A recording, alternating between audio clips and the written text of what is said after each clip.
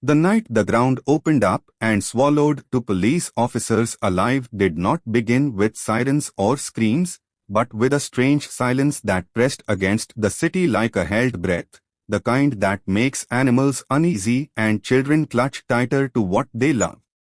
A deep crack rippled through the earth beneath a half-finished construction site on the edge of town, and in a single violent moment, concrete collapsed, soil folded inward, and a patrol vehicle disappeared as if it had never existed.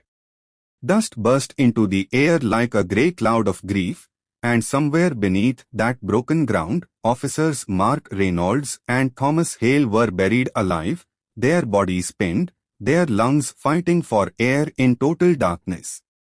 Standing just yards away, frozen by shock, was a little girl named Emily Carter, her small fingers wrapped tightly around the leash of a German shepherd whose muscles had gone rigid with sudden purpose. Rex, a retired police dog, lifted his head and let out a low, urgent sound that did not sound like fear, but recognition, as if something deep inside him had awakened at the exact moment the earth gave way.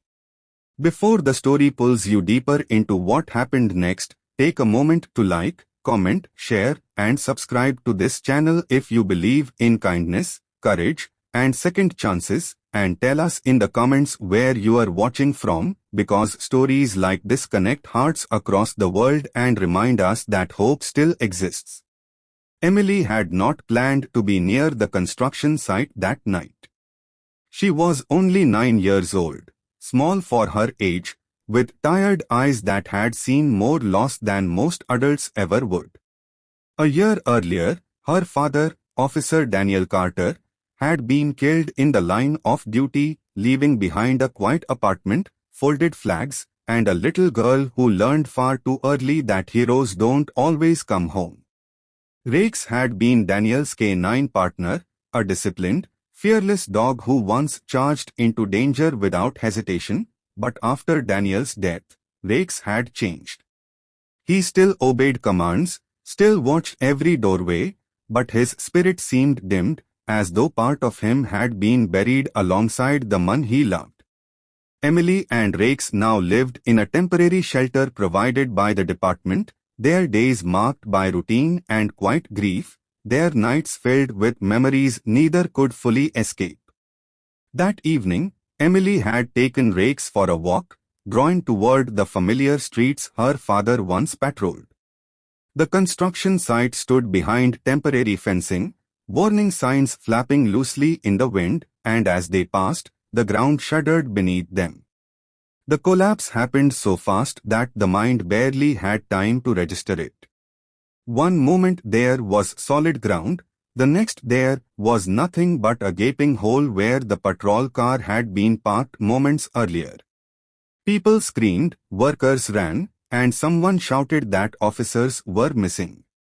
Emily's heart pounded so loudly she thought she might faint, but Rex was already pulling forward, nose pressed to the dirt, paws scraping furiously at one exact spot as if the ground itself were calling to him.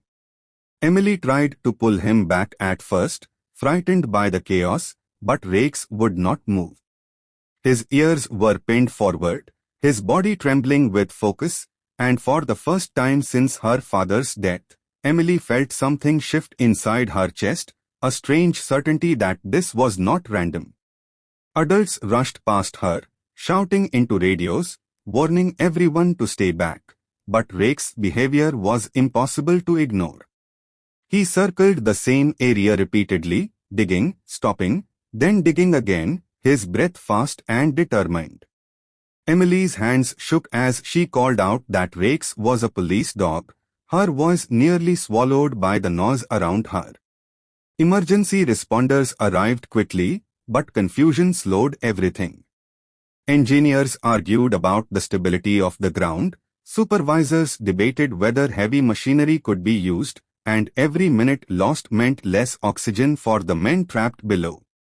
Mark Reynolds and Thomas Hale were still alive, but pinned in darkness, their radios crushed, their hope thinning with the air. Beneath layers of soil and concrete, they could hear muffled sounds above them, but they had no way to signal their exact location.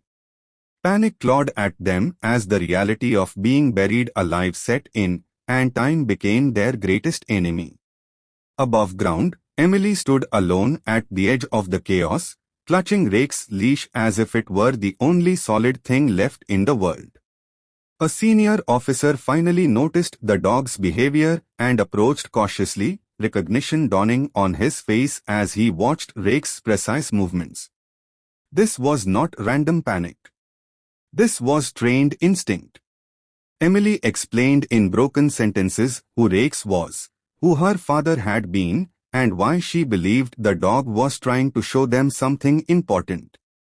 The officer hesitated, torn between protocol and the desperate need for any lead at all, then made a call that would change everything. Rescuers marked the spot Rake's refused to leave and began digging by hand, ignoring the burning in their arms and the fear of another collapse. The work was slow, brutal, and dangerous. Sweat mixed with dirt, hands bled, and the ground groaned ominously beneath them. Emily was led to a safer distance, but she refused to leave, sitting on the curb with her knees pulled to her chest, eyes locked on Rake's as he stood watch, utterly still now, as if listening to something far beneath the earth. Every few minutes, rescuers paused to listen, to measure air quality, to assess whether they were digging in the right place. The readings were frighteningly low. Time was slipping away. As the night stretched on, doubt crept in. Some rescuers feared they were too late, that the collapse had been too severe, that hope was slipping through their fingers. Emily felt tears streaming down her face, but she did not look away. She pressed her hand against Rake's fur and whispered her father's name in her heart, believing with everything she had that he was there somehow, guiding them, guiding Rake's, refusing to let these officers be forgotten beneath the ground. Part 2. Just when exhaustion and fear threatened to overtake everyone at the site, Rake's suddenly lowered his head and pressed his muzzle firmly into the dirt, letting out a sharp, urgent bark that cut through the night like a signal flare. The rescuers froze, then surged forward with renewed energy as sensors detected faint movement below. There was someone alive, right where Rake's insisted they would be. The mood shifted instantly from grim determination to fragile hope. Hands moved faster, voices sharpened, and no one complained about the pain anymore. Oxygen tubes were lowered carefully into a narrow opening, and moments later, confirmation came that the officers were breathing, barely, but breathing. Below the surface, Mark Reynolds felt cool air reach his lungs and realized he was not alone, that someone above had found them. Thomas Hale, trapped beside him, slipped in and out of consciousness, clinging to the sound of movement overhead as proof that the world had not given up on them. The hours that followed felt endless. Dirt was removed inch by inch, rescuers working with the precision of surgeons, knowing that one wrong move could collapse the fragile pocket keeping the men alive. Emily watched from a distance, her small body trembling with every pause, every shout, every command echoed through the site. As dawn began to bleed into the sky, the first breakthrough came. A void opened large enough for rescuers to reach Mark Reynolds. When he was finally pulled free, his face was grey, his body weak, but his eyes were open. The crowd erupted into cheers mixed with sobs, strangers hugging strangers, hardened officers wiping tears from their faces without shame. Not long after, Thomas Hale was freed as well, unconscious but alive, rushed immediately into medical care. Against overwhelming odds, both men had survived. As stretchers rolled past, Mark Reynolds turned his head weakly and saw Emily standing there, dirt-streaked, eyes red, Rake's sitting proudly at her side. With what little strength he had, he lifted his hand and pressed it to his chest in silent gratitude, a gesture that